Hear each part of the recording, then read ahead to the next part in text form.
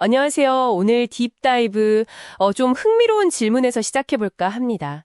어떻게 보면 돈을 안 버는 것 같은 기업들 있잖아요. 네네. 특히 기술 플랫폼 기업들.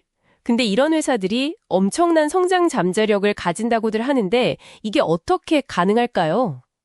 자료들을 좀 보니까 이른바 의도적 비수익성 전략, 이걸 쓰는 회사들에 주목하고 계신 것 같아요. 맞습니다. 이게 전통적인 수익성 지표만으로는 파악하기 어렵죠. 그렇죠. 핵심 질문은 지금 당장 이익을 내는가? 이게 아니라 미래 성장을 위해서 쏟아붓는 투자가 얼마나 효율적인가? 이거거든요.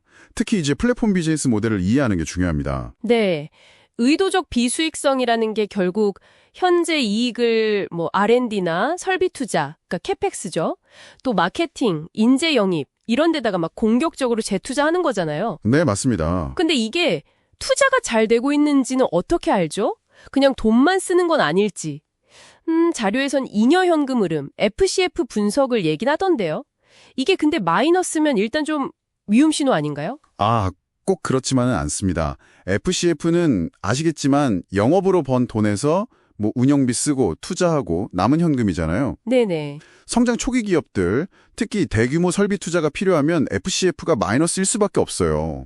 그럴 수 있겠네요. 여기서 중요한 건 그 FCF 절대값이 아니라 그 마이너스를 맞는 CAPX, 즉 투자의 질입니다. 그 투자가 과연 미래의 매출이나 이익으로 이어질 잠재력이 있냐, 이게 핵심이죠. 아하, 투자의 질. 네, 이때 투자 자본 수익률, ROEC가 좀 유용한 지표가 될 수 있습니다. ROEC요? 네, 투입한 자본 대비해서 얼마나 이익 창출력이 있는지를 보여주는 건데요. 이걸 기업의 자금 조달 비용, 그러니까 웍이라고 하죠.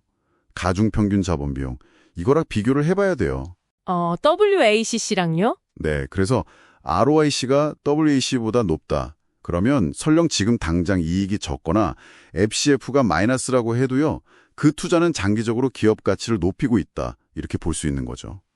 그러니까 단순히 돈 쓰는 게 아니라 빌린 돈 이자보다 투자해서 버는 수익률이 높으면 괜찮다 이런 거군요. 그렇죠. 네, 그런 개념입니다. 이게 혹시 기술 플랫폼 기업들을 잠재적 10배거, 10배 성장주로 보시는 이유랑도 좀 연결이 될까요? 어떤 연구 보니까 기술주, 특히 인터넷 기업에서 10배거가 많이 나왔다고 하던데 플랫폼은 뭐가 그렇게 특별한 걸까요? 바로 그 네트워크 효과 때문입니다. 네트워크 효과요? 네, 플랫폼은 제품을 직접 만드는 게 아니잖아요. 참여자들, 그러니까 이용자나 공급자 같은 사람들을 연결하고 서로 상호작용하는 장을 만드는 거죠. 근데 이 참여자가 많아지면 많아질수록 플랫폼 자체의 가치가 기하급수적으로 커져요. 이게 네트워크 효과입니다. 참여자가 많을수록 가치가 커진다. 네, 그래서 이게 종종 승자 독식 시장을 만들기도 하고요. 성공하려면 계속 모델을 혁신하고 참여자들을 묶어두는 전략, 교차 보조 같은 거 있잖아요. 네네. 그리고 고객 경험도 뛰어나야 하고 파트너 협력도 중요하고 무엇보다 빠르게 확장할 수 있어야 하고요. 플랫폼은 보통 산업 경계를 넘어서 그 생태계 전체를 아우르면서 성장하는 그런 경향이 있습니다. 그렇군요. 생산 수단이 아니라 연결 수단을 제공한다. 이 개념이 되게 흥미로운데요. 자료에 보니까 플랫폼 기술도 SaaS니 PaaS, IaaS 이렇게 나뉘던데 이 차이가 혹시 투자 효율성 평가에 영향을 주나요? 특히 AML 플랫폼이랑 데이터 플랫폼 이게 중요하다고 강조하시던데 얘네는 어떻게 다른 건가요? 네. 좋은 질문입니다. SaaS는 완성된 소프트웨어를 서비스로 제공하는 거고 PaaS는 개발 환경을, IaaS는 기본적인 IT 인프라 자원을 빌려주는 거죠. 당연히 초기 투자 규모나 수익화 속도 같은 데서 차이가 좀 있어서요. FCF나 ROIC 분석할 때 고려할 부분입니다. 예를 들면 IaaS 같은 경우는 초기 투자가 굉장히 많이 필요할 수 있죠. 네, 그렇죠. 그리고 AML 플랫폼은 챗봇이나 RPA 같은 걸로 비즈니스 효율을 높여주고요. 데이터 플랫폼은 기업이 데이터를 기반으로 의사결정하고 새로운 비즈니스 모델 만들도록 돕는 역할을 하죠. 근데 둘 다 본질적으로는 강력한 연결을 통해서 가치를 만드는 거예요. AI가 특정 작업을 자동화해서 사람과 기술을 연결하거나 데이터 플랫폼이 흩어진 정보를 의미 있게 연결해 주는 것처럼요. 이 연결이 얼마나 강력하고 또 확장 가능한가, 이게 중요하다고 볼 수 있습니다. 연결로 가치를 만들고 네트워크 효과로 확장한다. 네, 알겠습니다. 근데 결국은 돈은 벌어야 하잖아요. 그렇죠. 이런 AI 플랫폼들은 구체적으로 어떤 방식으로 수익을 내는 건가요? 연결만 열심히 하다가 수익 모델이 좀 부실하면 안 되니까요. 물론입니다. 수익 모델은 꽤 다양합니다. 가장 일반적인 건 월간이나 연간 구독료 모델이 있겠고요. 아, 구독 모델. 네.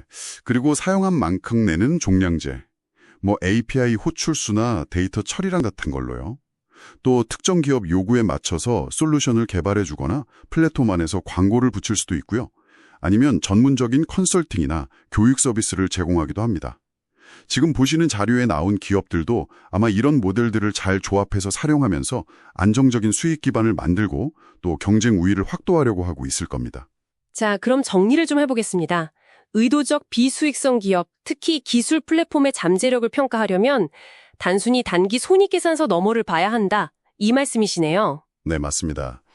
투자의 효율성을 보여주는 FCF의 추이나 ROIC, 특히 WACC하고 비교해서요. 이걸 확인하고 또 플랫폼 비즈니스의 핵심 동력인 네트워크 효과랑 생태계 구축 능력, 이걸 이해하는 게 중요하겠다. 이렇게 정리할 수 있겠네요.